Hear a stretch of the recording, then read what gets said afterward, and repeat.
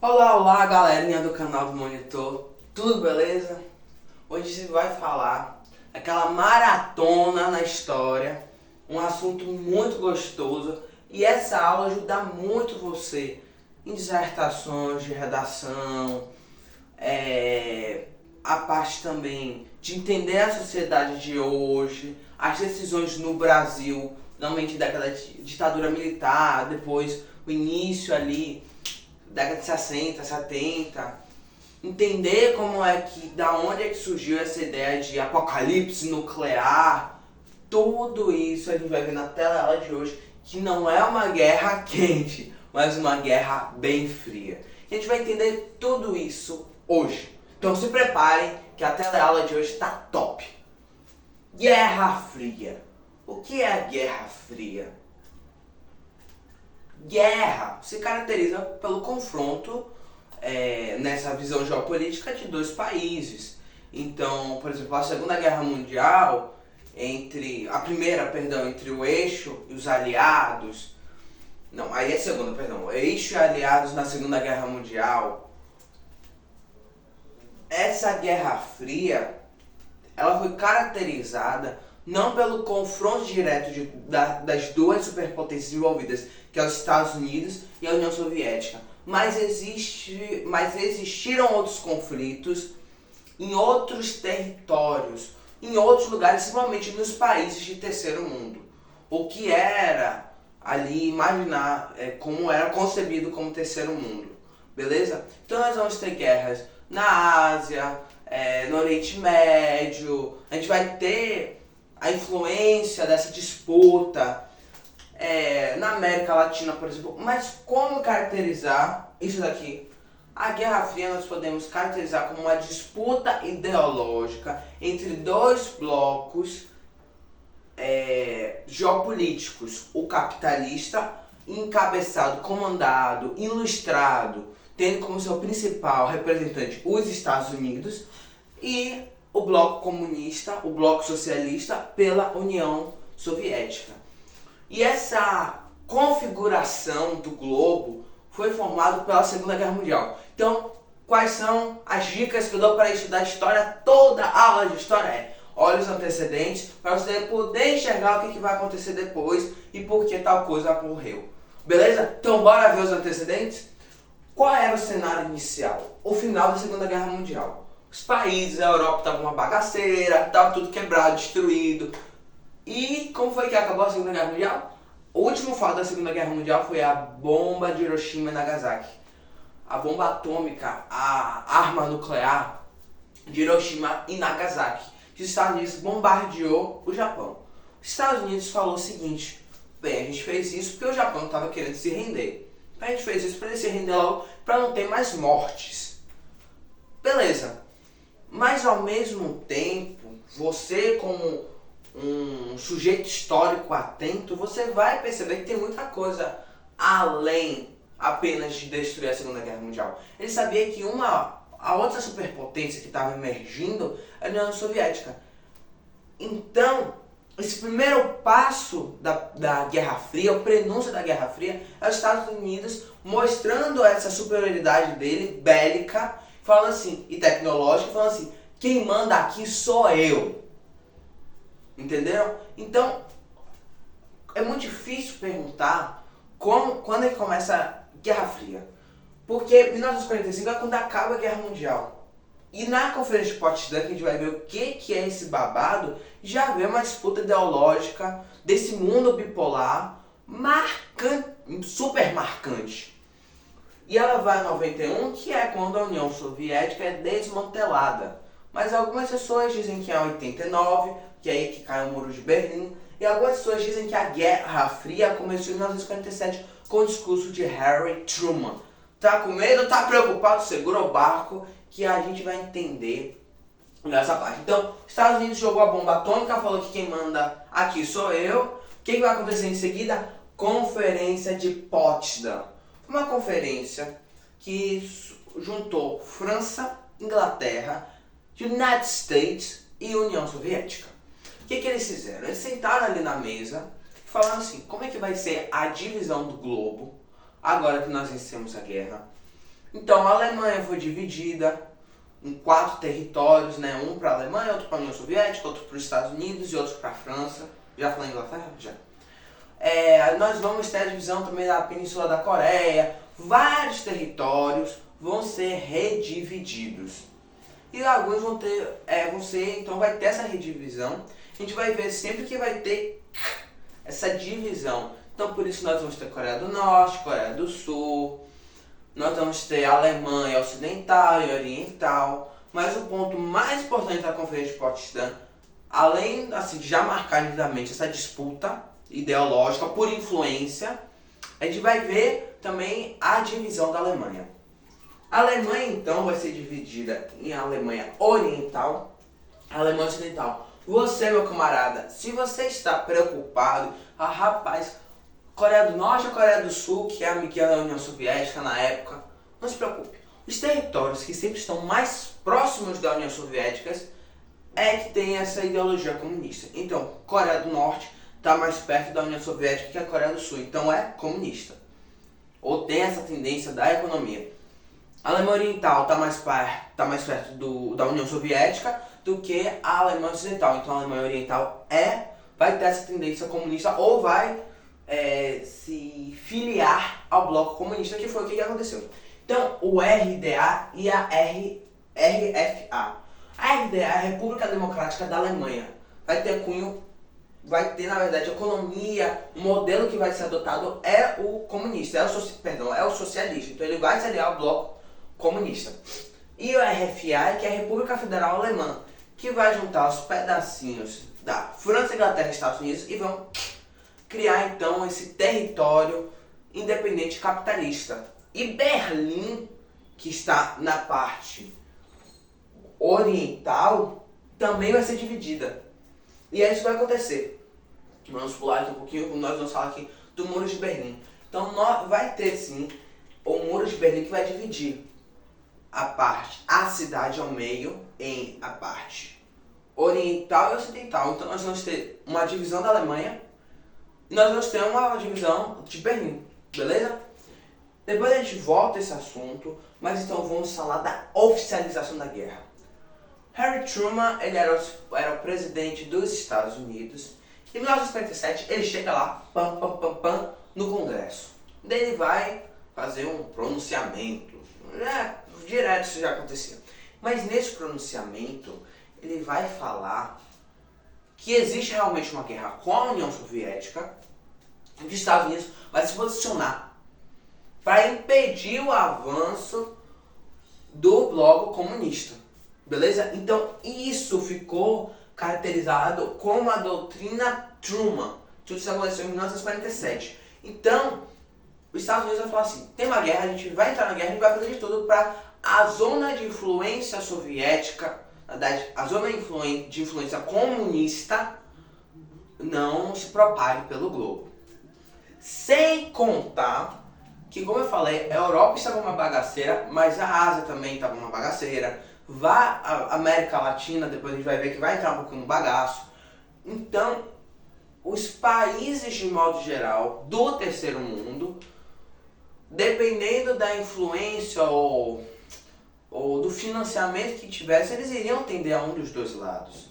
Então os Estados Unidos falou assim, eu preciso aumentar minha zona de influência para que o do bloco comunista não cresça. Então, eu acho interessante destacar que, fazendo parte da Guerra Fria, nós temos a corrida espacial, que é o primeiro homem no espaço, que é a União Soviética, Yuri Gagarin, depois o primeiro homem na Lua, e pelos Estados Unidos, e nós vamos ter essa corrida armamentista. Mas por que eu destaquei? Isso já é um assunto muito velho, que a gente já discute há muito tempo, até mesmo nas rodas de conversa a gente já está ligado nisso, mas eu destaquei isso, que a Guerra Fria, além de um termo realmente de confronto nesse país do terceiro mundo, ela também foi caracterizada por uma guerra de marketing. Então, ver quem é que tinha essa superioridade, beleza? Então, a corrida espacial, a corrida armamentista, também conhecida como aqui, a corrida aeroespacial, é para mostrar quem era quem tinha mais poderio bélico, quem é que tinha mais poder. Eu acho interessante destacar esse ponto que às vezes a gente acaba batendo sem discutir. Então a União Soviética e os Estados Unidos vão começar a tomar uma série de medidas para aumentar suas zonas de influência.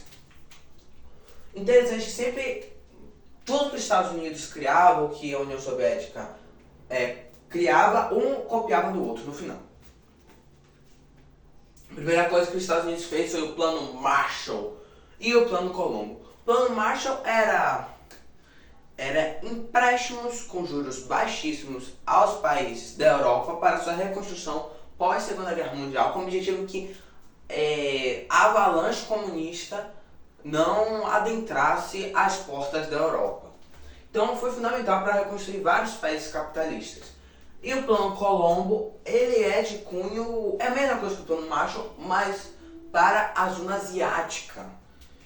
Beleza? Então o Japão foi super beneficiado, a gente vai ter uma aula só sobre isso. O que aconteceu com o Japão pós-Segunda Guerra Mundial e com o Plano Colombo foi importante. Nós temos a OTAN.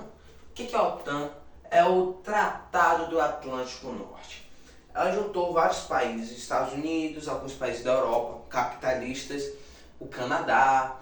E aí, para fazer o seguinte, se a União Soviética me atacar, eu, Estados Unidos, ou Inglaterra, ou França, todos nós vamos atacar a União Soviética. Ou seja, todas as nossas forças armadas vão se juntar para assim ter... na verdade, foi uma estratégia para se resguardar mais e ter mais poderio bélico para uma possível guerra. É interessante, sempre dava um passo cada vez maior para a destruição do mundo, com esse objetivo de estar mais preparado para a guerra e de ameaçar, falar assim, quem manda aqui sou eu, para os rivais, entendeu? Então, vai ter essa organização dos países capitalistas, os principais países capitalistas, para então se organizarem para que, caso houvesse um ataque da União Soviética, eles pudessem se proteger. Nós vamos ter a CIA, que é o órgão de inteligência americana, que ela vai começar a ficar de olho para ver quem é que tinha tendência como socialista nos Estados Unidos. Então esse órgão de espionagem, de informação, de investigação, vai ter um protagonismo muito marcante nessa época. E aí qualquer filme da época de 70, 80 vai destacar com certeza esse aspecto da CIA. Nós temos o marcatismo. Isso é novo, meu amigo. Se você não viu isso, não se desespere, dependendo de que ano você esteja. Macartismo também é conhecido como caça às bruxas. Quem foi? Nós tínhamos um senador que era Joseph McCartney, e ele então foi protagonista, encabeçou essa caça a qualquer um que tivesse a tendência socialista, ou que se achasse que tinha esse viés, a ideologia socialista. Por isso que é conhecido como caça às bruxas. Tanto tem uma tirinha bem engraçada que mostra muito isso, que é assim, vamos dizer que nossa professora de matemática é comunista.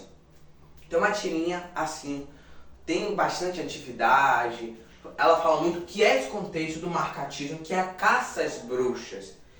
Então toda a sociedade americana vai começar a ver realmente qualquer pessoa com esse viés socialista como uma ameaça.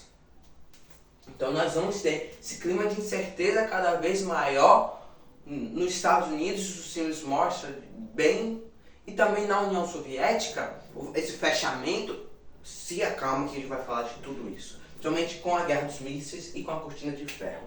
O que a União Soviética então vai fazer? Vai fazer a Comecon, que é o Plano Marshall, quer dizer, seria a cópia do Plano Marshall, que é para os países principalmente do leste europeu. Nós vamos ter o Pacto de Varsóvia, que é o compatível à OTAN. Nós vamos ter a KGB, que é compatível à CIA. E o compatível ao marcatismo seria o quê? Seria a Cortina de Ferro. Churchill ele proferiu um discurso famoso falando que a União Soviética, na verdade, o globo estava se fechando numa cortina de ferro. Os países do leste europeu, do bloco comunista, começaram a se fechar do restante do mundo. Então, filmes já não podiam mais entrar pro outro lado, que eram capitalistas ou que botavam os Estados Unidos como um herói.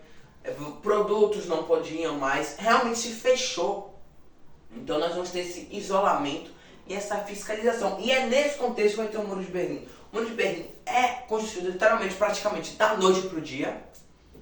Não podia ter essa transição, fora assim, casos raríssimos, não poderia ter essa passagem, porque muita gente da Alemanha Oriental estava passando, estava tendo essa fuga de cérebros, estava indo trabalhar, e era mais atrativo economicamente morar no lado ocidental. Então eles fazem esse muro e aí não pode mais passar filme, não pode mais sair.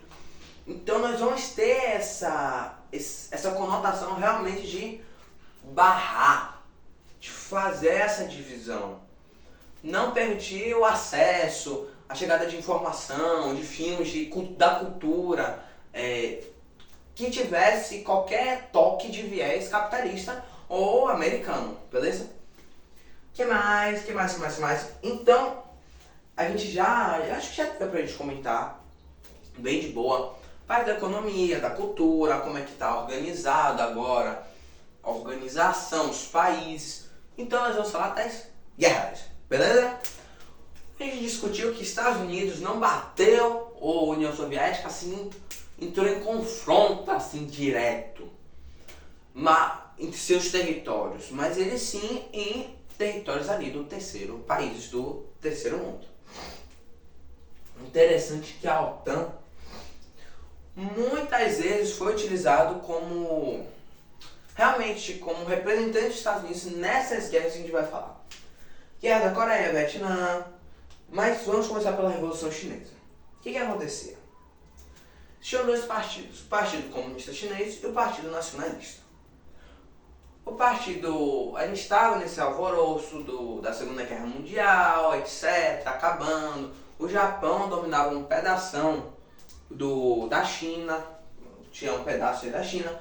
Daí pronto, o PCC, quer dizer, o Partido Comunista Chinês, antes que tenha troquem, e o Partido Nacionalista vão ter esse confronto, porque o comunista, esse daqui tem viés comunista e esse daqui tem viés capitalista. O que vai acontecer? O PCC o Partido Comunista Chinês consegue chegar ao poder, o Partido Nacionalista é meio que expulso, eles vão se refugiar, a maior parte das lideranças em Taiwan, por isso que Taiwan hoje é considerado uma província rebelde pela China. Então Mao Tse-tung chega ao poder e instaura, a gente tem que uma ditadura praticamente. O cara não sai do poder, morreu no poder.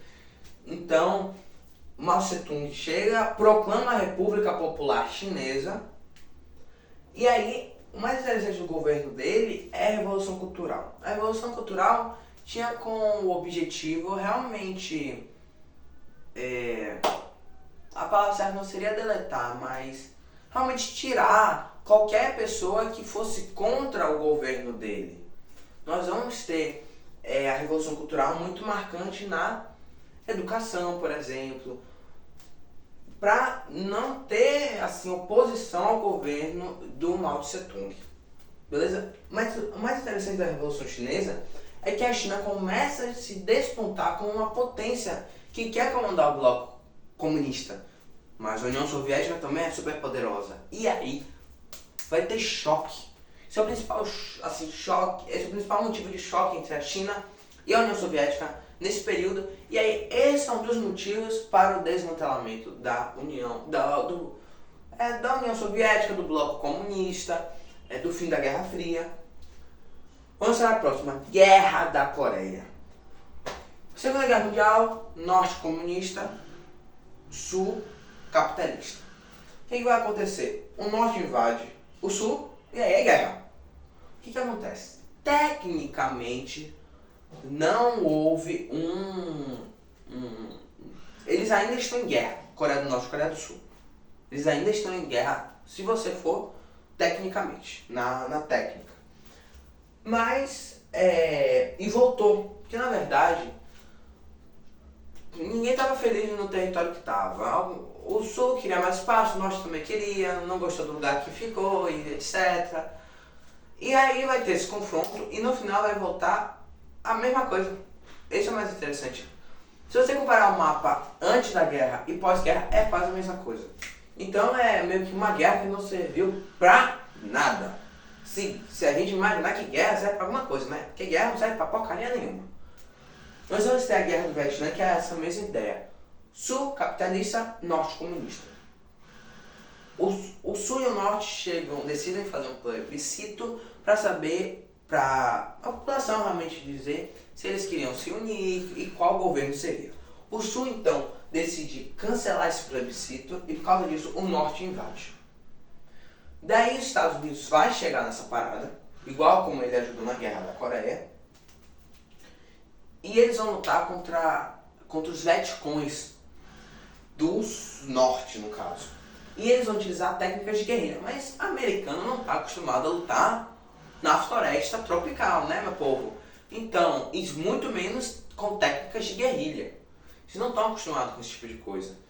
Sem contar ainda que malária, um monte de doença, clima diferente, território diferente, o lugar da guerra era diferente, a forma de luta era diferente. Então a gente pode falar que foi a guerra que os Estados Unidos perdeu. Foi a única guerra que os Estados Unidos perdeu, mesmo que eles não admitam. Até hoje eles não admitiram que eles perderam essa guerra. E aí, o que vai acontecer? Muitos jovens vão morrer nessa guerra, americanos.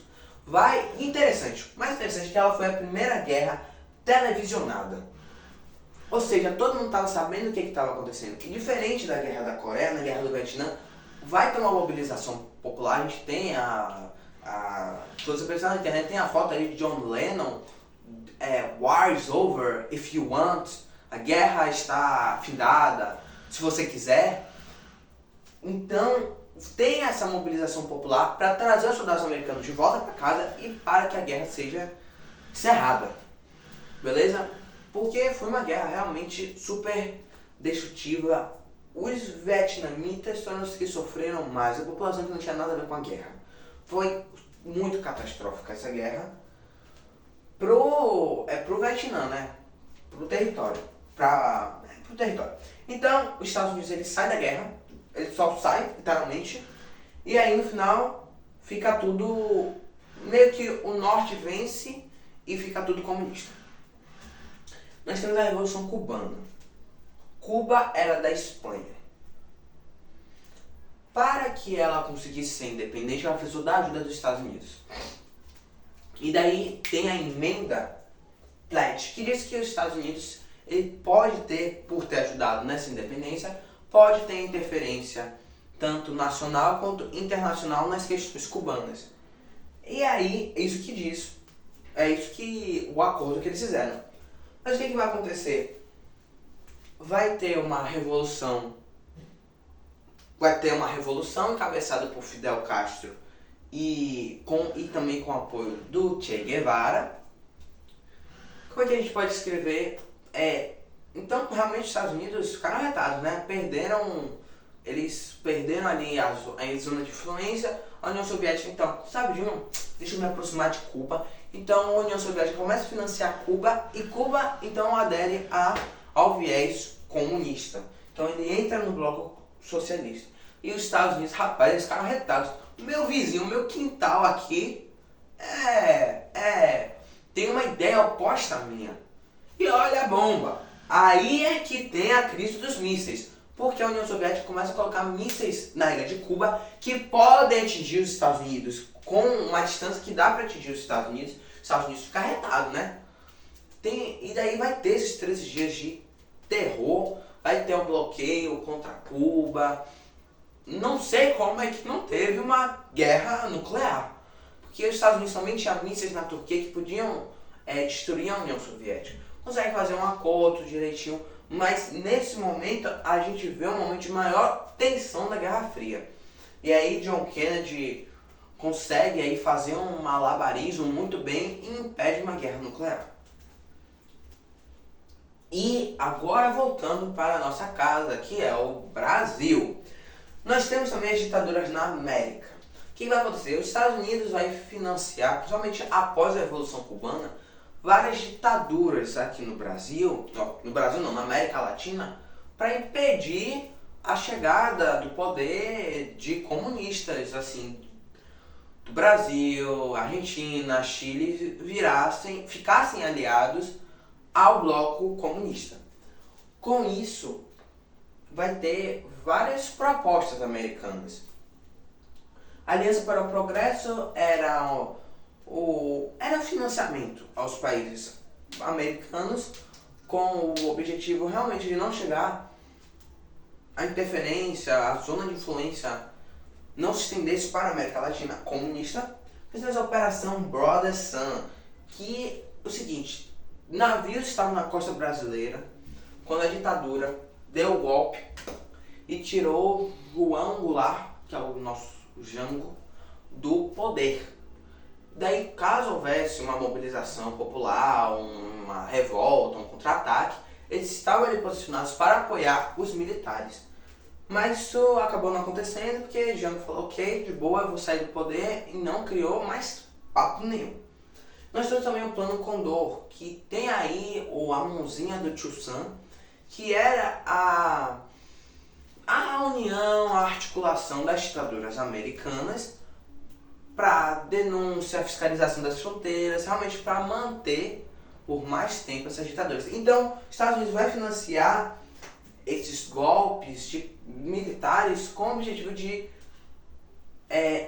impedir a vinda da zona de influência socialista para a América Latina. Gente, esse vídeo está ficando longo e a Guerra Fria tem que acabar, né, minha gente? Então nós chegamos mais próximos aí do final da década de 80. O que vai acontecer? Essa distinção vai começar com Khrushchev. Khrushchev chega ao poder após a morte de Stalin e ele vai fazer algumas reformas.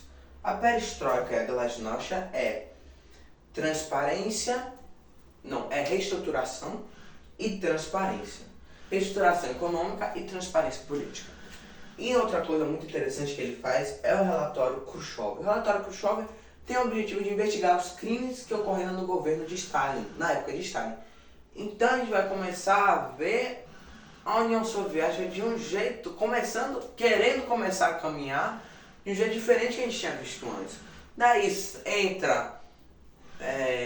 entra um governante, sai outro, o posicionamento muda, tem uma hora que está mais firme, tem outra hora que está mais agressiva, até o momento que o Muro de Berlim cai. Quando o Muro de Berlim cai, algumas pessoas já falam que a União Soviética já morreu, já bateu as botas. Oficialmente só vai ser em 91. Mas a partir do Muro de Berlim vai começar a ter várias revoltas, ou seja, vários países da União Soviética vão querer se separar, vão querer tocar o barco deles com a economia capitalista. E a crise da União Soviética também, além desse fator, nós temos a economia planificada, nós temos corrupção, nós temos os planos de meta que não eram batidos. A gente também pode falar que o alto custo de manter um governo com esse tipo de estrutura, sem ter que bancar um monte de gente, um monte de outros países. O conflito com os Estados Unidos, a economia com base bastante na bélica, ou seja, desenvolveu muito a bélica e não desenvolveu as outras, o confronto também com a China. Então todos esses fatores influenciaram o término da União Soviética, e o país, vamos supor, que acaba despontando com o maior território da União Soviética é a Rússia. Então o mundo bipolar passa a ser multipolar.